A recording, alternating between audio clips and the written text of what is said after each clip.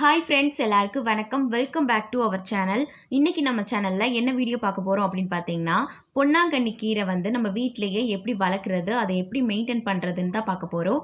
வீடியோக்குள்ளே போகிறதுக்கு முன்னாடி நீங்கள் இன்னும் நம்ம சேனல் சப்ஸ்கிரைப் பண்ணலன்னா மறக்காம சப்ஸ்கிரைப் பண்ணிக்கோங்க. இப்போ வாங்க வீடியோக்குள்ளே போகலாம்.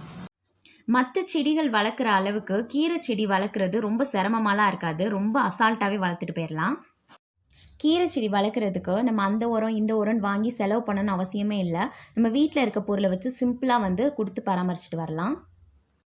பொன்னாங்கண்ணி கீரை பொறுத்தளவுக்கு ஒரு கட்டே வந்து 15 ரூபா 20 ரூபா தான் சொல்லுவாங்க.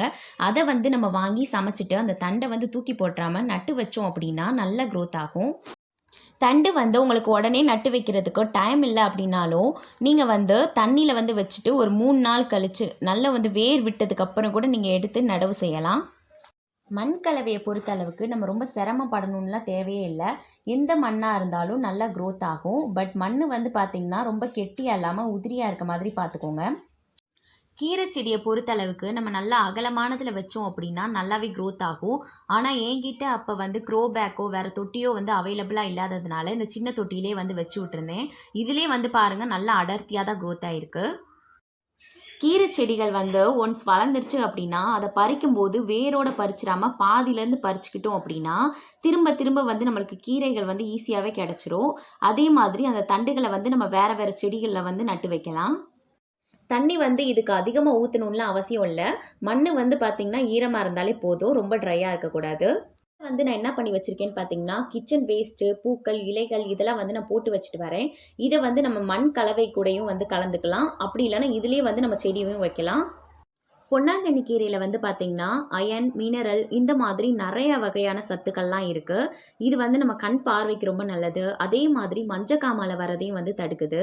இதை வந்து நம்ம மாடி தோட்டத்தில் வளர்த்துட்டு வந்தோம் அப்படின்னா நம்ம வீட்டுக்கு நம்ம வந்து பறித்து சமைச்சிக்கிறதுக்கு யூஸ் ஆகும்.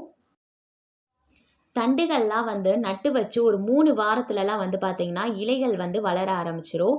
இதை வந்து ரொம்ப வெயிலில் வைக்கணும்னு அவசியம் இல்லை. நிழலில் வச்சாலே நல்லாவே க்ரோத் ஆகிட்டு வரும்.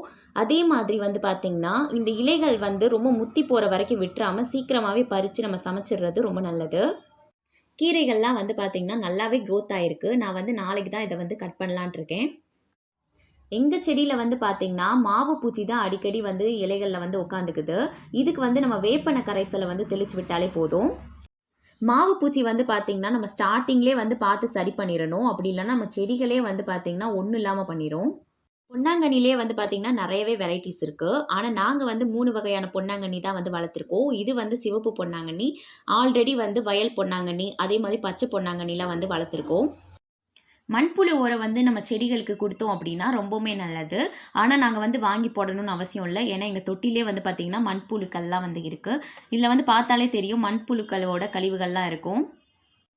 கண்டிப்பாக வந்து நம்ம வீட்டில் இருக்க மற்ற செடிகளுக்கெல்லாம் நம்ம ஏதாவது ஒரு உரம் கொடுப்போம். அதவே வந்து நம்ம கீரை செடிகளுக்கும் கொடுக்கலாம்.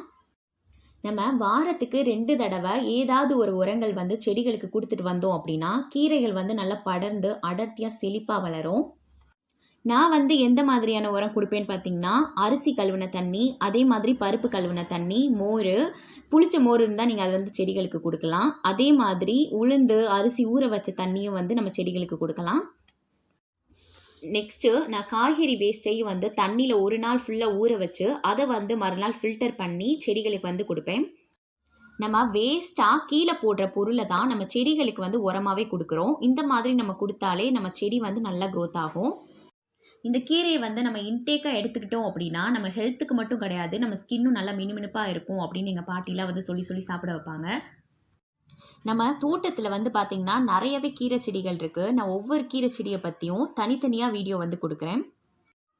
நம்ம வெளியிலேருந்து கீரைகள் வாங்கும்போது அதில் என்னென்ன மருந்து அடிச்சிருப்பாங்க, எங்கேருந்து பறிச்சிருப்பாங்க, இந்த மாதிரி நம்மளுக்கு எதுவுமே தெரியாது. நம்ம வீட்டிலே வளர்க்கும்போது நம்ம கையால் நட்டு வச்சு நம்ம வீட்டில் இருக்க உரங்களை வந்து கொடுத்து அதில் இருந்து நம்ம கீரைகளை பறித்து வீட்டில் சமைச்சு சாப்பிடும்போது பயங்கர ஹாப்பியாக இருக்கும். எல்லாருமே கண்டிப்பாக அவங்கவுங்க வீட்டில் வந்து கீரை செடிகளை வளர்க்கணும். அதுலேருந்து கீரைகளை பறித்து சாப்பிட்டு நல்லா ஹெல்த்தியாக இருக்கணும். ஓகே, கண்டிப்பாக இந்த வீடியோ உங்களுக்கு யூஸ்ஃபுல்லாக இருந்திருக்கும் நம்புகிறேன். இந்த வீடியோ உங்களுக்கு பிடிச்சிருந்துச்சு அப்படின்னா லைக் பண்ணுங்கள், ஷேர் பண்ணுங்கள், கமெண்ட் பண்ணுங்கள். தேங்க்யூ ஃபார் வாட்சிங்.